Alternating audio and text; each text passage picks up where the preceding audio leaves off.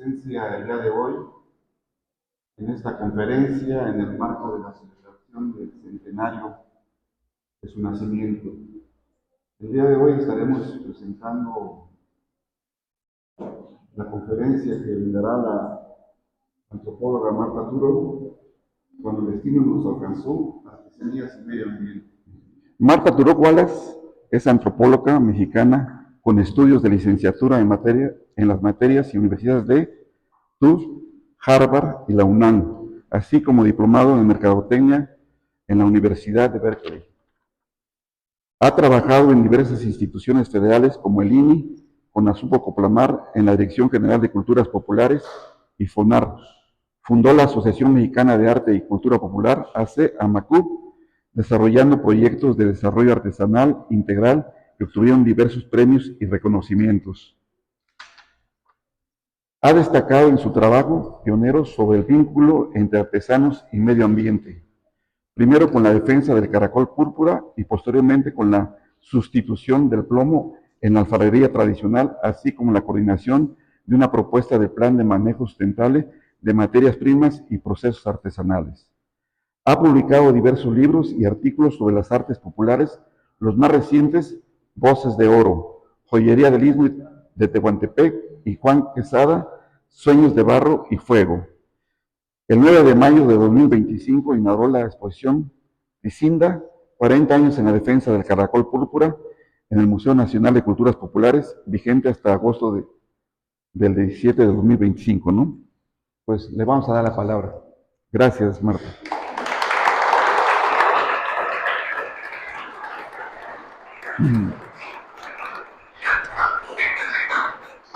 Bueno, a mí me da mucho gusto y un poquito de susto todo este grupo de jóvenes. Espero no aburrirlos, no hacer una presentación que de pronto ya digan, híjoles, ¿cuándo va a acabar? Entonces voy a tratar como de irles comentando con ejemplos y tratando de decirles, solo hay un mundo, este es el mundo en que vivimos. Y sí, hablamos y oímos hablar de la ecología y del calentamiento global y que con 2 grados más nos vamos a derritir, pero ustedes han de pensar, ¿y eso cómo me afecta a mí? ¿No? Y yo creo que, al igual que el maestro Morales, en paralelo, esas preocupaciones, encontramos proyectos, encontramos problemas, porque los proyectos salen de problemas que uno ve, y eso es lo que yo les quiero transmitir a ustedes. Estos son proyectos de pasión, no es que te van a estar pagando por hacerlo. Todo esto que hizo el maestro Morales, de lo que yo les voy a platicar, que algunas cosas las hice yo y otras las hicieron otras personas, traté de que mi presentación tuviera más ejemplos de Oaxaca, porque ustedes son oaxaqueños, todos son de aquí, del municipio de Ocotlán. Ah, bueno. Entonces no me metí mucho con el maestro Morales. Dije, Félix hablará de ellos, y quiero agradecer al patronato y por la invitación que me hicieron. El viernes justamente inauguramos esta exposición en México y le dije, dame el lunes para que me reponga y con todo gusto me vengo el martes. Entonces, el título es Cuando el destino nos alcanzó, artesanos y medio ambiente. ¿Por qué cuando el destino nos alcanzó? Justo de eso voy a platicar. ¿Qué quiere decir cuando el destino nos alcanzó? Pues vamos a recordar cómo nace lo que hoy llamamos artesanía y arte popular. No me voy a meter a cuál es la diferencia, eso se los dejo a ustedes. Son estos productos que han surgido, entonces son 2 las raíces indígenas y mestizas del arte popular. Uno son objetos utilitarios. Utilitario quiere decir que se usan en el hogar o se usan en algún lugar. Y ritual ceremonial, que se usan en fiestas, que se usan en el campo si se hace algún ritual. de dónde viene? ¿De dónde viene todo este trabajo que llamamos artesanía y arte popular? De recursos naturales. Esos recursos naturales son plantas, son animales, son minerales, están en la naturaleza, ahí están.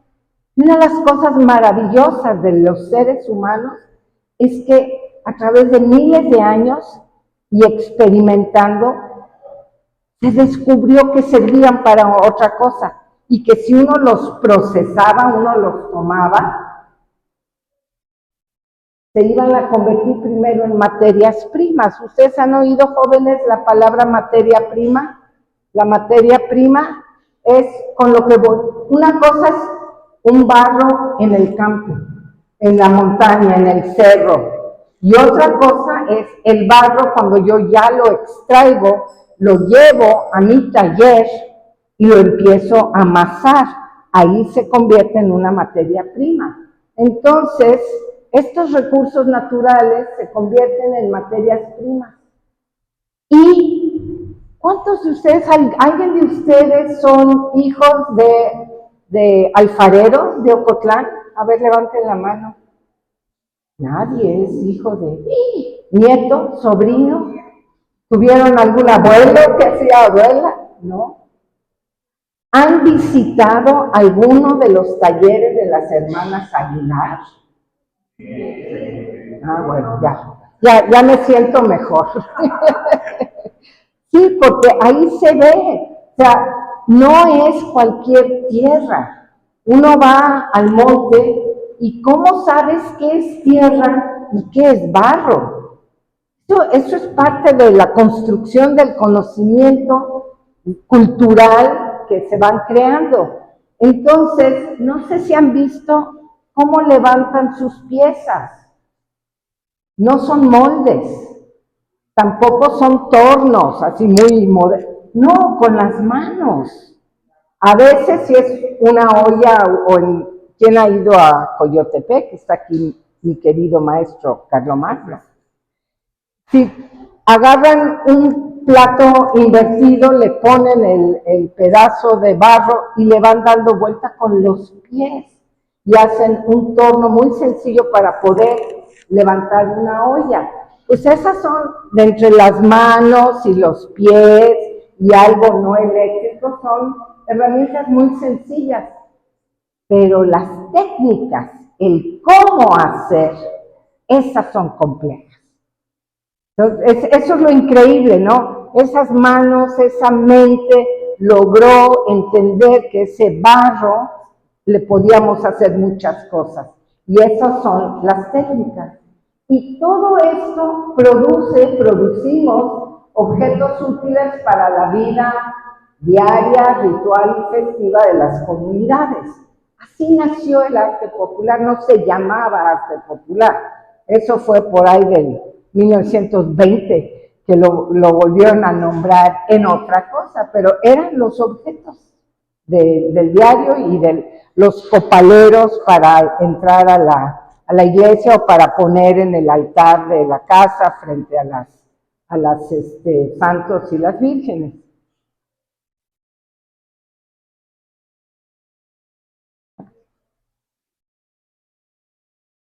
Entonces, cuando vemos un objeto, tenemos 4 maneras de verlo en términos de un valor. Un valor no es lo que vale necesariamente solo en dinero.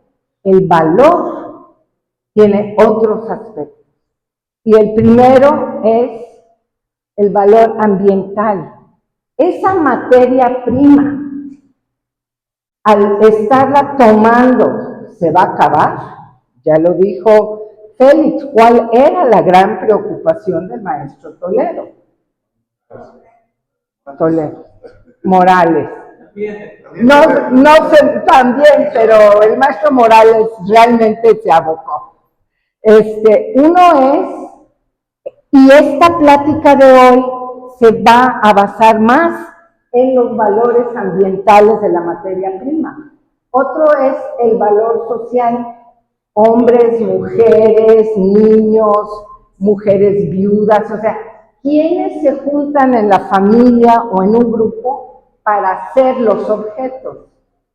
Luego, esos objetos en México, que es un país de gran riqueza cultural, 68 grupos lingüísticos, 300 variantes de los idiomas que se hablan en México, cada uno representa algo de cultura, y el valor cultural es cómo hago yo algo que es diferente a lo que hace el pueblo de Junto o el municipio de Junto. O sea, no es lo mismo el barro de Ocotlán que el barro negro de Coyotepec, y no están tan lejos, ¿verdad?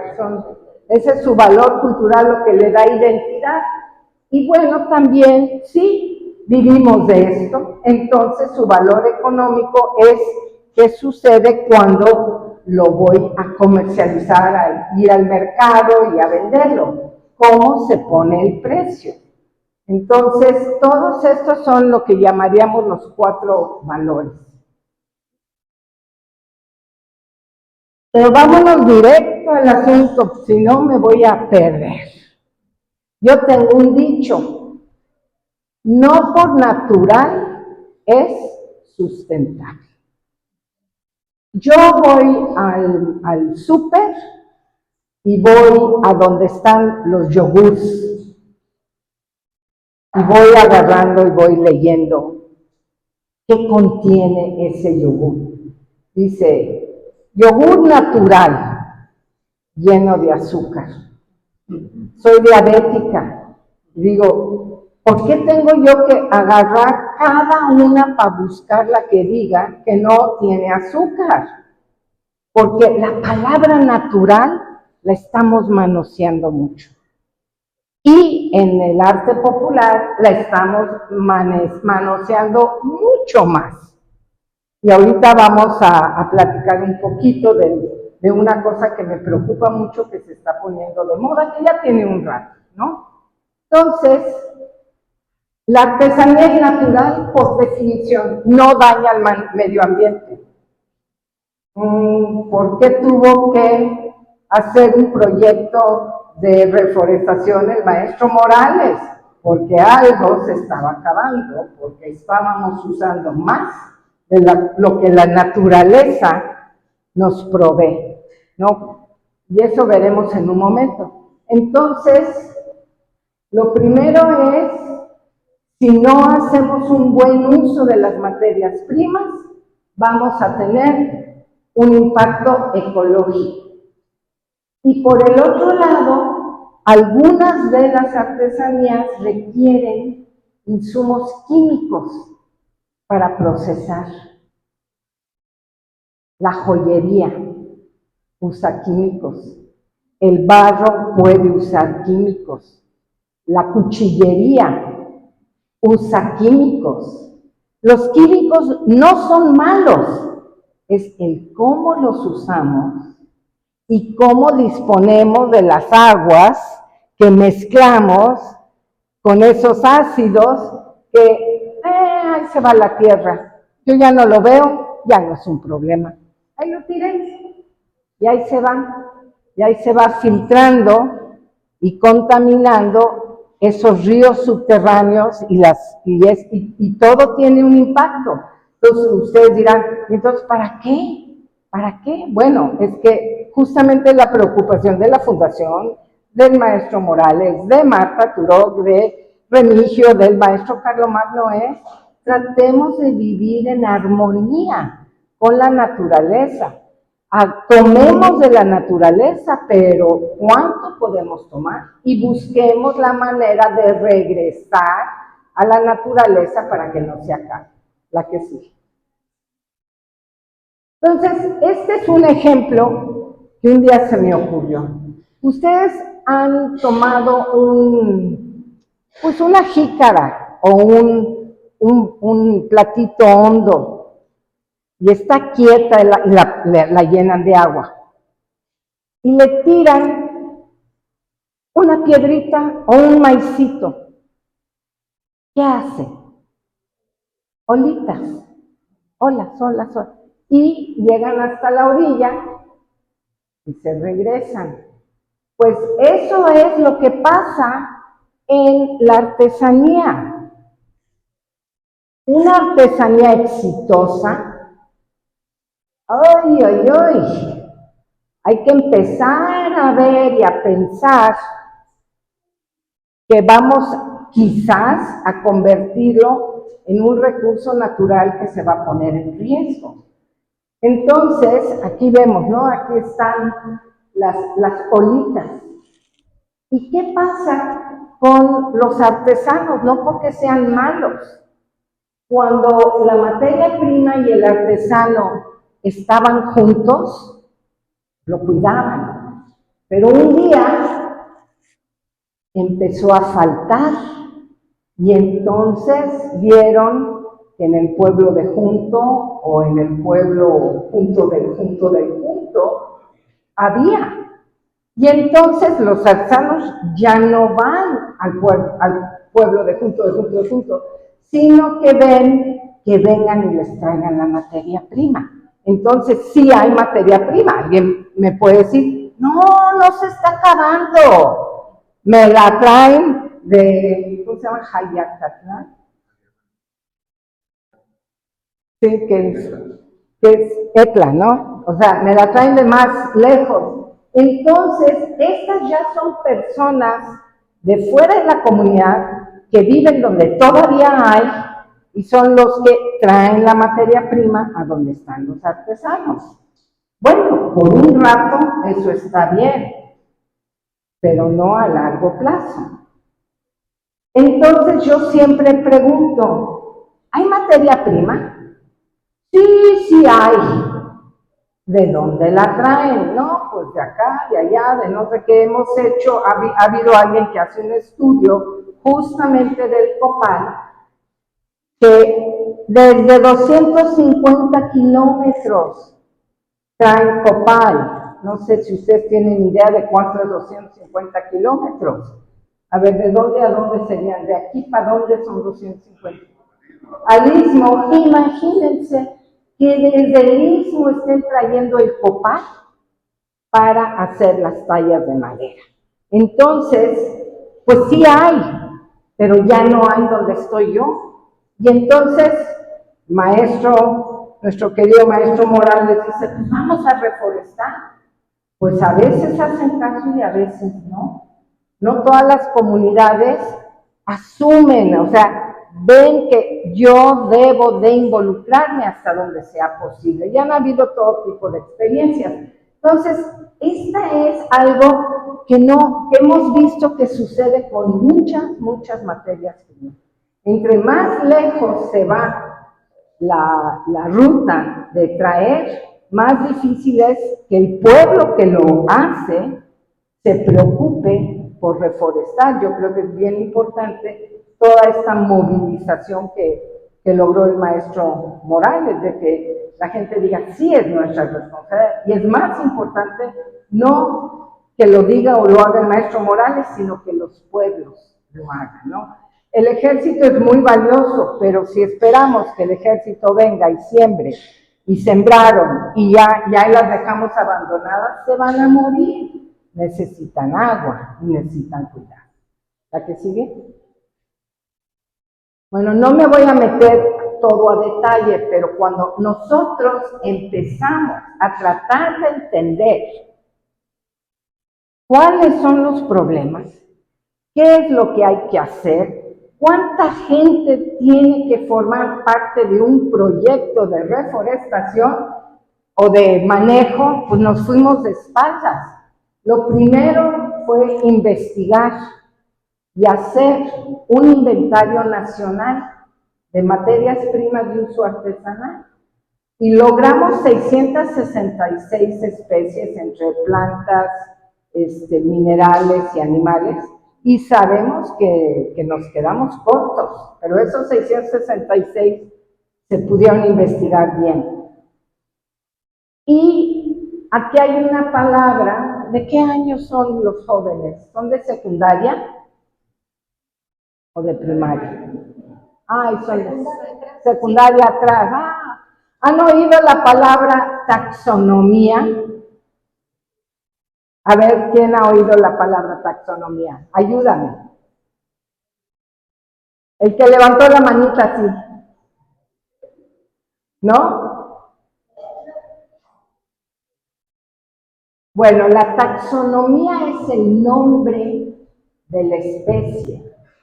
Y a veces ese nombre en un lugar no lo conocen los de otro lugar y tienen la misma, vamos a hablar de plantas muy parecidas, y le dan otro nombre. Entonces hubo un investigador, Linneo, era sueco, danés. Bueno, hubo un genio, un gran sabio que se llamó Linneo. A lo mejor los maestros pueden hablar un poquito de Linneo. Y él creó una manera de darle un nombre, en latín un nombre y un apellido, a todas las plantas del mundo. Una de las cosas que tuvimos que hacer en este inventario era ver, porque lo que aquí le dicen copalillo, en otro lado le dicen, no sé, copal, y hay como 10 copales. Entonces la idea era, ¿cuál es el copal de aquí? Pues es la Bursera glabriforme, ¿no? ¿Por qué? Porque a la hora de hacer un proyecto de reforestación, tienes que saber qué especie es. No puedes traer una planta de otro lado que es diferente. Entonces, bueno, empezamos con un inventario. Luego platicamos con los artesanos y con los especialistas. Luego los científicos hicieron estudios. Y luego tratamos de ver cómo vamos a medir cuánto podemos sacar y cuánto tenemos como que generar. Y finalmente, pues la idea es llegar a la propagación y la reforestación. Ese tiene que ser nuestro objetivo. Y ahorita rápidamente veré algo. Ahora, miren cuánta gente se tiene que meter. Artesanos, recolectores, proveedores, dueños de las tierras, investigadores, etnobiólogos, los herbarios, los jardines botánicos, los laboratorios químicos, con dinero y apoyo de gobierno, de organizaciones no gubernamentales, ¿no? Y asociaciones civiles no gubernamentales. O sea, cada proyecto, y no voy a no mentir, ¿verdad? Maestro Félix y el arquitecto, se necesita mucha gente y mucha voluntad para hacer esos festivales y hacer esos programas de reforestación con algo que tienen aquí. ¿A que sí? Bueno, los materiales tienen características. ¿Qué quiere decir silvestre? Silvestre quiere decir que se da solito en la naturaleza. El ser humano no mete mano para ayudar su reproducción. Estos son los que más nos preocupan. Porque tumbas un árbol, ¿cuánto tiempo tarda otro árbol? ¿Cuántos árboles tienes que sembrar para que se logre un árbol? Pues no se logran todos. Para que crezca, ¿cuántos años va a tardar? Todo esto, por ser silvestre y porque el ser humano todavía no ha podido encontrar la manera de que por semilla o por estaca se reproduzcan, porque hay casos donde la semilla tiene que ser comida por el pajarito o por la ardilla, tiene que pasar por su tracto digestivo, tiene que salir para que pueda germinar esa semilla. Y todo eso, cada especie tiene su manera de ser, no hay una sola regla. Entonces, necesitamos evitar estas rupturas. Lo que pasó aquí con el árbol de copal aquí en la zona de los pueblos que lo tallan, fue una ruptura. Por eso empezaron a traer de más lejos, y más lejos, y más lejos. Y por eso el maestro Morales dijo, no, vamos a regresar a donde es, de donde es esa materia, y vamos a tratar de recuperarla. La que sigue. Mayormente silvestres, las maderas. Las maderas que usan para máscaras o las maderas que usan para otras cosas. Me da mucho gusto que el árbol de la jacaranda, que sí es cultivada o cultivable, ahorita lo vamos a ver, se está trabajando para los pueblos que hacen cositas chicas, ¿no? Las escuelas. ¿Sí? La que sigue. Por ejemplo, ¿qué estoy viendo yo? Aquí honro al maestro Morales, fue pionero en preocupación y planes de reforestación. Entonces, el copalillo, Bursera bladrifolia, pero de pronto empiezo a ver piezas grandotas y empiezo a decir, el copal no llega a ese tamaño. A ver. Aunque usen un martillo y le metan clavos, no, ¿qué está pasando aquí? Entonces, yo no estoy acusando a nadie, estoy hablando de qué es lo que yo miro. Entre más grande la pieza, seguramente están usando cedro. Y es una madera fina, mucho más fina que el copal. Pero ahorita hablaremos un poquito más del cedro. ¿Y cómo sabemos? Pues puede ser por el tamaño, puede ser por el peso, ¿no? Que uno puede ver la diferencia entre uno y otro. ¿Saben qué? El cedro y la caoba son cultivables, ya han desarrollado sistemas, pero no aquí. Aquí no, aquí siguen yendo al monte, ay, me vende su arbolito, pero no le diga a nadie, y lo vamos a cortar de noche, o lo vamos a cortar de poco en poco. Entonces, esa es parte de lo que nos frustra, nos preocupa, pero si se puede cultivar, ¿qué es lo que qué es lo que nos está evitando hacerlo? Y entonces, por ejemplo, aquí hablan en Yucatán, ¿no? Domesticación de cedro y caoba en la península de Yucatán. Muy optimista.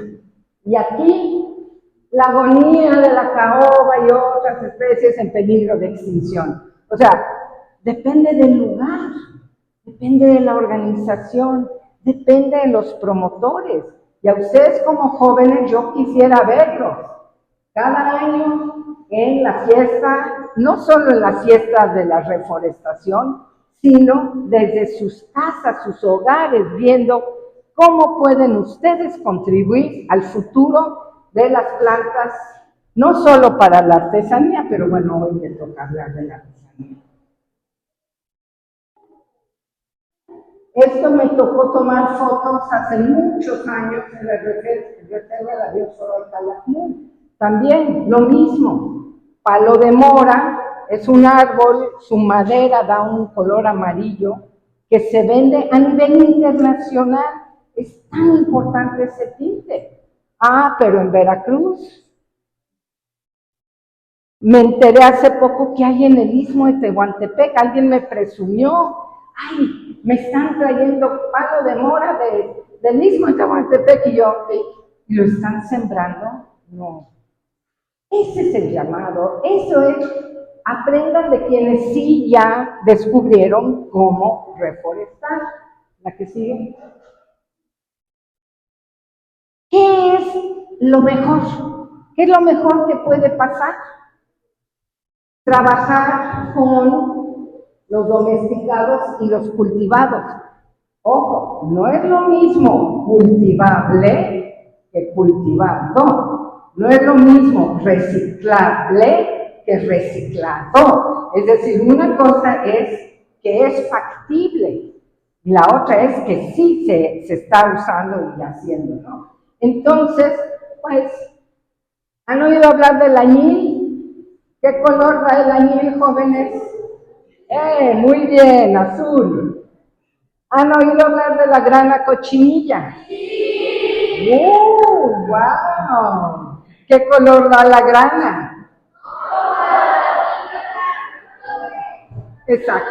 Y naranja, y rosa, y rojo, y morado, si le agregas un poco de hielo. No, ya veo que ese tema sí les llama la atención. El algodón, casi todo el algodón es cultivado. Pero el algodón, cuando se siembra en grandes extensiones, tiene un problema. Hay que usar muchos pesticidas porque le caen los bichitos. Entonces, llegar a un algodón orgánico no es fácil, pero es posible. Jícaras y guajes. ¿Saben qué son? ¿Cuáles son las jícaras? ¿Cuáles son? ¿Cómo son? ¿Cómo crecen? Son redonditas, también le dicen morro a veces, y crecen en los árboles. Híjoles, pues qué padre, tienen una cáscara durita y se pueden hacer muchas cosas. Y el guaje tiene otros nombres, viene de la calabaza, pues también se puede crecer y se pueden hacer cosas con él. Estas son como de los mejores de los productos artesanales. ¿La que sigue? Entonces, pues yo aquí fui a un pueblo que se llama San Juan Colorado en la costa. Híjole, fíjense si no está bellísimo, qué colores. Ajá, hay que ver color por color qué es el origen de cada uno de esos colores, porque si no, pues tintes naturales, colores naturales. Y yo, a ver,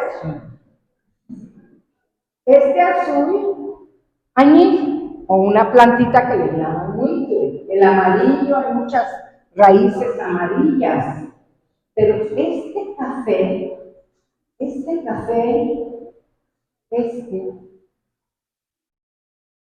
la corteza de un tipo de caoba, de una caobilla, silvestre. Entonces estoy mezclando tintes de origen cultivado con silvestre. Entonces yo lo que les digo es, fíjense bien y pregunten, ¿y esto de dónde es? Y vayan formándose un criterio de si es sostenible o no es sostenible. Aquí nos llevaron todo preparado, sí, mire qué bonitos nuestros tintes naturales. Ya les pusimos tache, paloma, tache, paloma. Y bueno, hay una categoría intermedia entre silvestre y cultivado que se llama semicultivado o de manejo. Y estas son experiencias que se han desarrollado a través del tiempo por las culturas. Por ejemplo, ¿hay carrizo aquí? Sí, ¿no? Pues el carrizo no es silvestre al 100% porque uno lo siembra, pero no lo siembra, lo propicia uno propicia el carrizo. Entonces, es fácil de conseguir siempre y cuando ese río o esa laguna no se contamine. Y no por la artesanía, sino porque todas las aguas de los baños y de todo de las casas va a ir a dar ahí, pero es de manejo. ¿Qué otra cosa tenemos aquí? Tules, carrizos, varas, nopales, o sea, a ver si alguien de los jóvenes, ¿qué otra planta puede ser de manejo?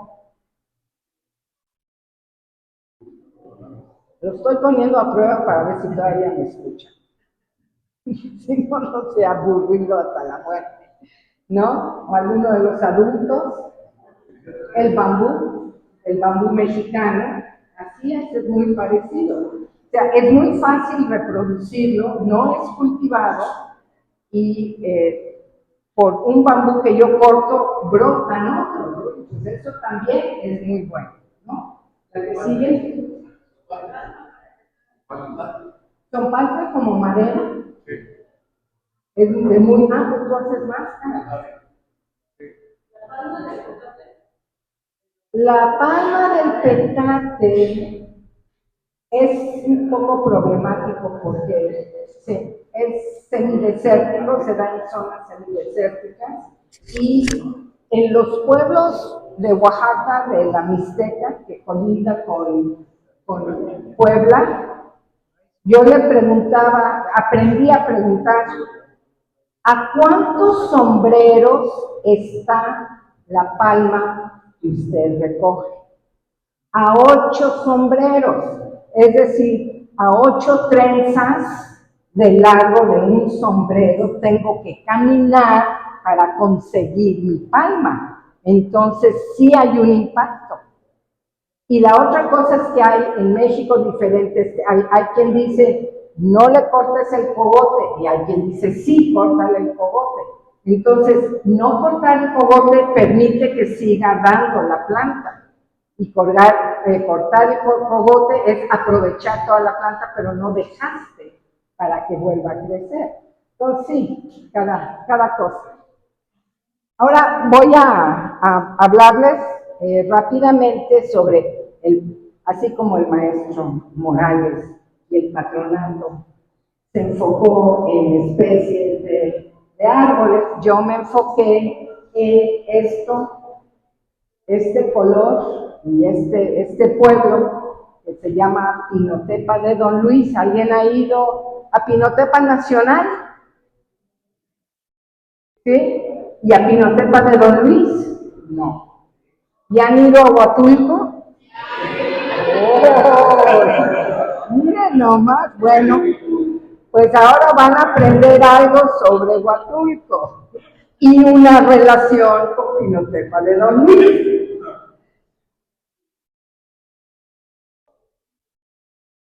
¿Conocen este tipo? No es una falda, es un enredo que se ponen las mujeres mixtecas, Ñusabi, de la costa de Oaxaca.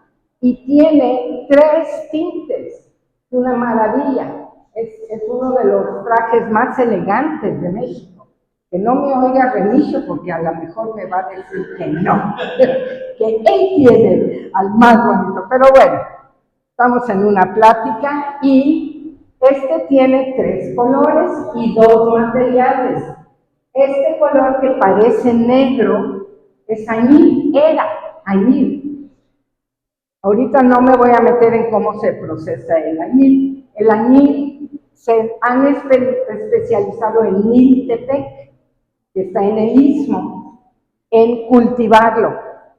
Pero también una empresa de químicos que se llama Bayer, que es la que hace la aspirina, encontró la manera de sacar la esencia del índigo y comercializarlo en una pastillita. Y por ahí de los 80s se dio una pequeña guerra en Niltepec entre 2 familias. Entonces empezaron a comprar en la República del Salvador y traían el añil del Salvador. Pero luego hubo guerra civil en El Salvador y ya no había añil y llegó la Bayer. Aquí tengo una pastillita mágica para que tiñan ustedes. Entonces yo he preguntado con los químicos, bueno, ¿es lo mismo? Dice, pues, en términos de química, en términos de las fórmula química es la misma. Yo sí, pero una viene de la naturaleza y la otra de un laboratorio, pero es la indigotina, las dos. Entonces, Realmente casi es imposible que estos pozahuancos tengan índigo natural, le llaman de piedra. Luego tenemos el caracol púrpura del que les voy a hablar ahorita, este color violeta, y luego está este color como rosa, vino, color rosa y vino, que curiosamente no es de la zona. Es seda que trajeron los españoles, aunque parece que sí había una seda propia, criolla, pero es seda que trajeron los españoles y que era teñida con grana cochinilla de San Miguel Peñasco, San Mateo Peñasco. Pues no sé, ustedes son zapotecos, no son mixtecos, pero de San Mateo Peñasco a Pinotepa es una carretera muy larga. Y empezaron a hacer intercambios en las fiestas de Cuaresma, bajaban a Pinotepa, las de San Mateo Peñasco, a vender unas madejitas que les llaman de onza, para meter en los pozahuancos y en la ropa. Entonces, una cosa muy compleja, ¿no? El añil del istmo, el púrpura de Huatulco y la seda de allá arriba de Peñasco, Mixteca Alta. Lo mismo pasó en San Mateo Peñasco. Se fue acabando la grana y alguien dijo, hay unos polvitos mágicos que se llaman fuchina y da el tono. Entonces, cuando yo lo compro o lo veo, yo no tengo cómo saber, así nada más con el ojo, si es fuchina o si es grana cochinilla. Se necesita tener un escáner muy bonito que te dice por la frecuencia si es natural o si es químico. Entonces da el chafazo, diríamos, ¿no? Parece y no es. La que sigue. Desde los tiempos antiguos, los aztecas, en Chiapas, en una cueva de Chiapas, los Nusami, los mixtecos de Tuxtepec, sabían de los tintes naturales y los usaban. Y justamente este códice, desde antes de la conquista, hasta el cuerpo se pintaban de morado, ¿no? Y las mujeres, las señoras y las diosas, también su ropa y sus plumas y muchas cosas las pintaban. Entonces, ese color es muy preciado. ¿Saben por qué? Bueno, ahorita les voy a decir porque me estoy adelantando. ¿La que sí? Entonces, bueno, no lo voy a leer. Por ahí de 1983 nos buscaron un grupo de mixtecos, porque solo los hombres tiñen entre los mixtecos. Y nos dijeron bien preocupados, llegaron hace 3 años unos japoneses y traen madejas de seda y están contratando a los pescadores de la zona de Bajos de Chila y Bajos de no sé qué, y para teñir con caracol, porque en Japón hay una especie parecida, no igual, y ahorita no les voy a decir por qué parecida y no igual. En un momento les diré que por qué llegaron los japoneses a la costa de Oaxaca. Y no pensaron en hablar con los indígenas, porque ellos viven casi a 300 kilómetros de Huatulco y no viven junto al mar, viven de Pinotepa Nacional para arriba casi 1 hora. ¿Cómo es que ellos se convirtieron en los grandes especialistas del manejo del caracol en la costa de Oaxaca? No sabemos, no tenemos el dato histórico. Entonces empezamos nosotros, le escribieron al presidente de la República para que vean que a veces le puedes escribir al presidente y te hacen caso. Esto fue 82, 83, cuando empezaba lo ecológico a ser importante. Entonces, la que sigue. Entonces, fui con unos biólogos. Yo había ido a Pinotepa de Don Luis, yo había leído a nuestros maestros que habían en los 1940, 50, habían ido y hablaban de este caracol y que se pintaba con él, pero era lo único que sabía. Entonces, lo primero fue acompañarlos y ver cómo toman al caracol, cómo pintan con el caracol.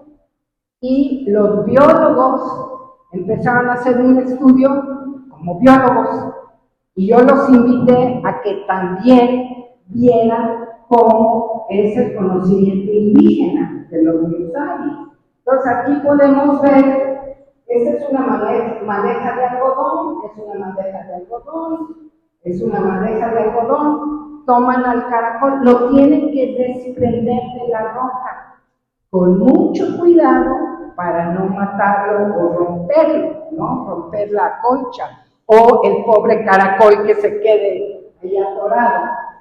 Y lo que nosotros vemos aquí es que están tomando el caracol y lo están virtiendo sobre la madeja. Pueden ver cómo en cada caso le están oprimiendo un poco su pie y sale la tinta, sale y la ponen directamente sobre la madeja. Pues resulta que los mixtecos sabían que se podía ordeñar como una vaquita lechera. Tú la puedes ordeñar, te suelta su tinta. Pero resulta que el famosísimo murex del Mediterráneo, el murex de los japoneses, tiene su glándula adentro y la tienes que matar para sacar el tinte. Entonces, no investigaron, no preguntaron, no trabajaron con los indígenas, trabajaron con los que estaban ahí. Además, hacían competencias, a ver, ¿quién tiene más madejas y les vamos a traer su consola japonesa? No, en serio. Y los pobres mixtecos decían, se están acabando el caracol. Entonces fue que durante 5 años los biólogos se quedaban 15 días en Huatulco y 15 días regresaban a México a tomar sus notas. Empezamos en 1983.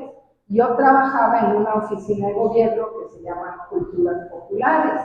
Yo decía, es que tenemos que pasar una ley. Tenemos que tener el conocimiento y pasar una ley que prohíba que los que no vienen de la tradición lo usen. Y adivinen cuál fue para mí una satisfacción que no me duró mucho, pero fue una satisfacción.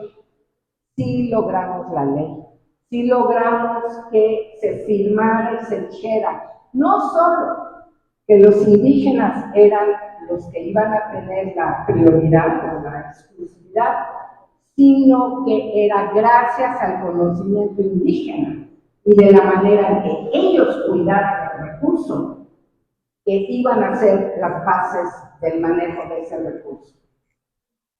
Entonces, bueno, pues hasta ahí, ¿cuántos años tenían? Pues los mixtecos llegaron hace 1000 años a la costa, habían otros grupos, pero pues hablamos del plan de manejo, su plan de manejo tenía por lo menos 1000 años. Y hay otra cosa bellísima, el almín y el caracol púrpura son parecidos. Es con los rayos del sol y el oxígeno que va agarrando su color. Nada más que el añil se queda en azul y el púrpura se va hasta violeta. Entonces, cuando tú se lo echas lechoso, el blanquecino pasa por amarillo, se va hacia un verde, hasta que queda en el color púrpura, que ahorita que tengamos luz van a poder ver. ¿Han visto el arco iris? ¿Conocen el arco iris? ¿Cuál es el color que está al final del arco iris?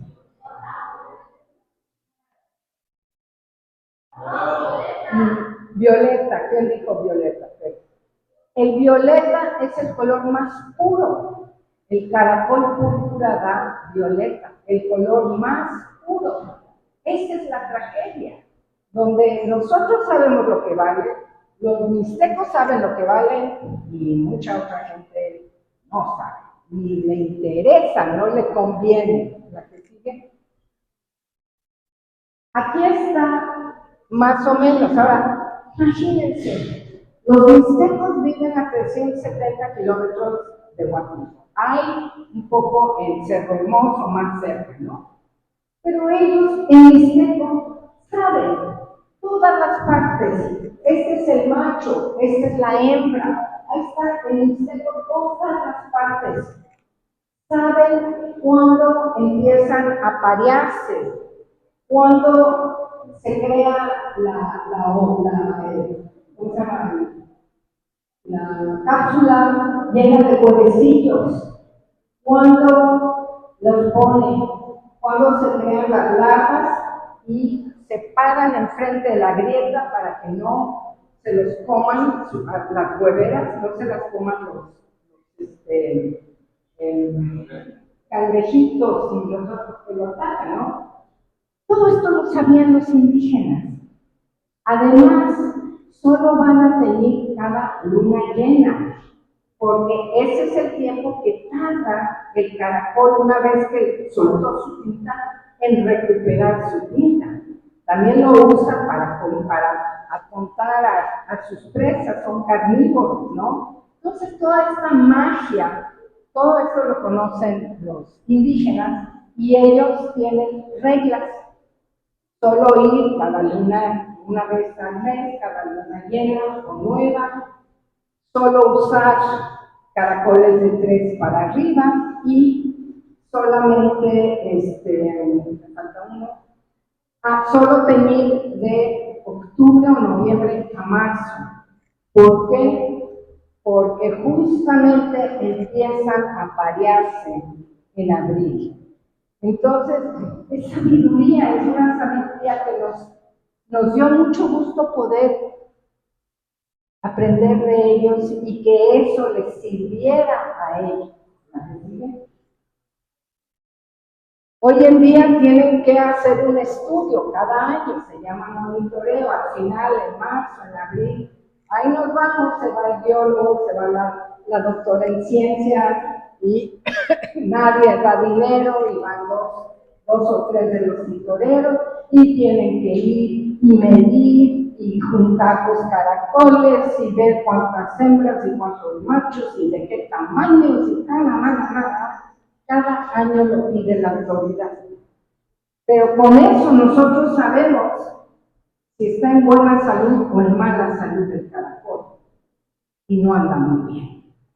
De los biólogos y del Parque Nacional Huatulco tardamos 10 años en crear el Parque Nacional Huatulco para que no se echaran todo ahí en Mayas de Huatulco.